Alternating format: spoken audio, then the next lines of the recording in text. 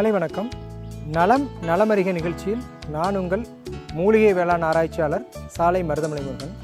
இன்றைக்கு நாம் பார்க்க போகக்கூடிய மூலிகை முடக்கருத்தான். இதை முடக்கத்தான்னு சொல்லுவாங்க.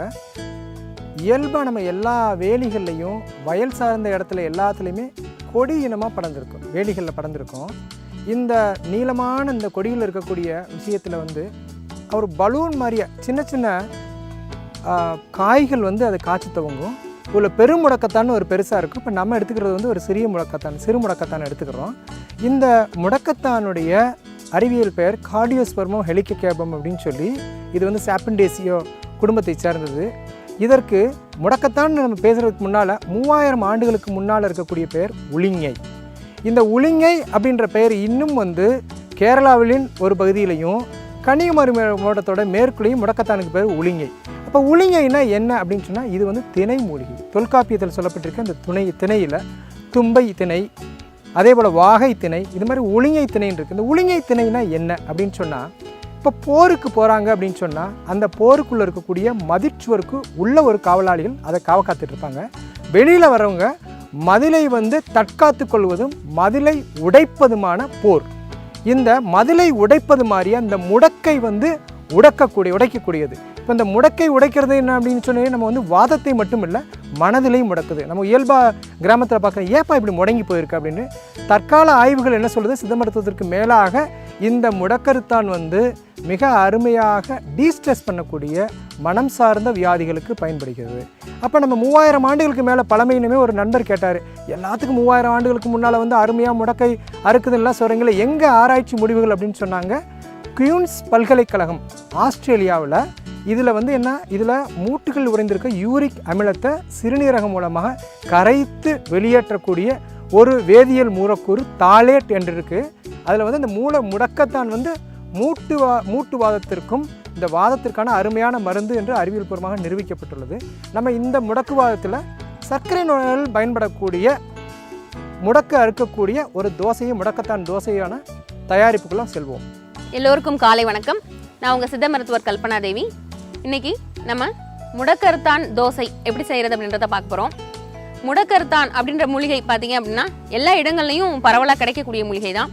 இப்போது கிடைக்காத ஊர்களில் கூட கீரை விற்கிறவங்கள்ட்ட சொல்லி வச்சிங்க அப்படின்னா இந்த கீரை வந்து தாராளமாக எடுத்துகிட்டு வந்துடுவாங்க. இதோட பயன்பாடு என்ன அப்படின்னு பார்த்தீங்கன்னா, முடக்குகளை அறுக்கக்கூடியது நேரடியாக இருக்குது. இந்த சொல்லையே வந்து முடக்கு அறுத்தான் அப்படின்ற சொல்லையே முடக்குகளை அறுக்கக்கூடியது அப்படின்ற அர்த்தம் நம்மளுக்கு புரியுது.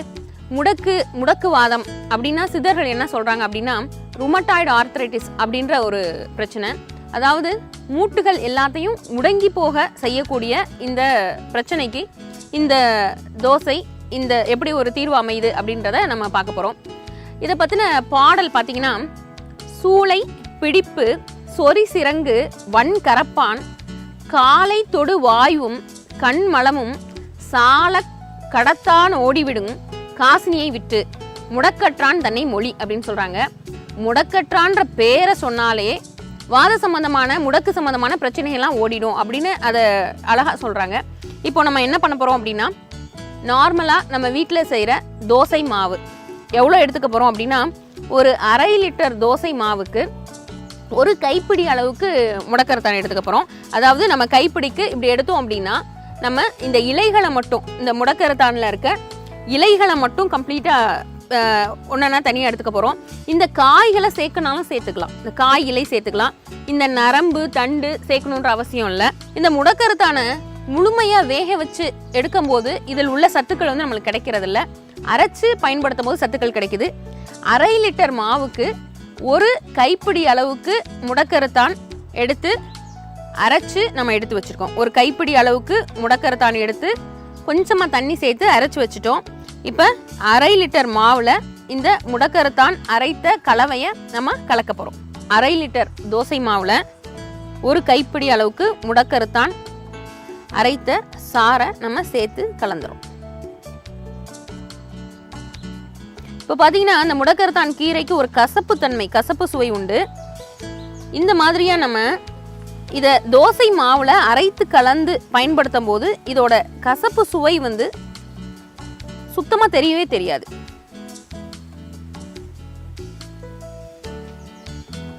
இப்போ நம்ம நல்லா அதை மாவில் நல்லா கலக்கிடுறோம். ஒரு விழுவிழுப்பு தன்மையோடு இருக்கும்.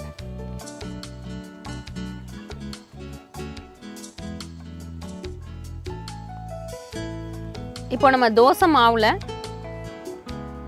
முடக்கருத்தான் அரைச்சதை நல்லா கலந்துட்டோம்.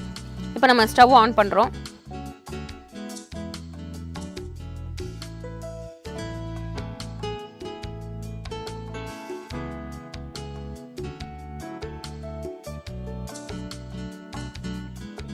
இப்போ நம்ம தோசையை திருப்பிடலாம்.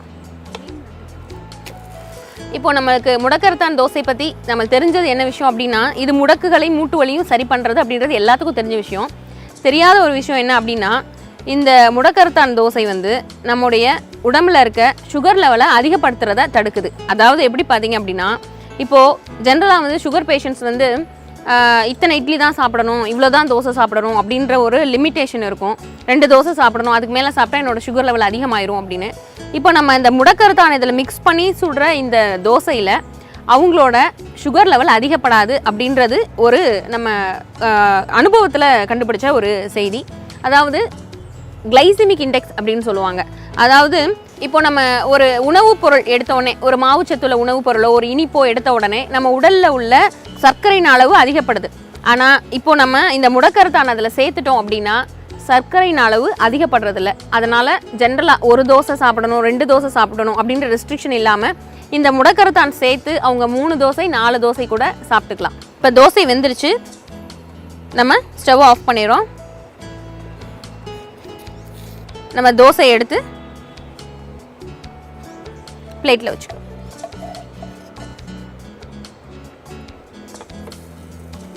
நம்ம மூட்டுகளில் ஏற்படுற முடக்க சரி பண்ணுற, மூட்டு வலிகளை சரி பண்ணுற, அதோடு மட்டும் இல்லாமல் நம்ம உடலில் அதிகப்பட்ட சர்க்கரை அளவை கண்ட்ரோல் பண்ணக்கூடிய இந்த முடக்கருத்தான் தோசை எப்படி செய்கிறது அப்படின்றத பார்த்தோம்.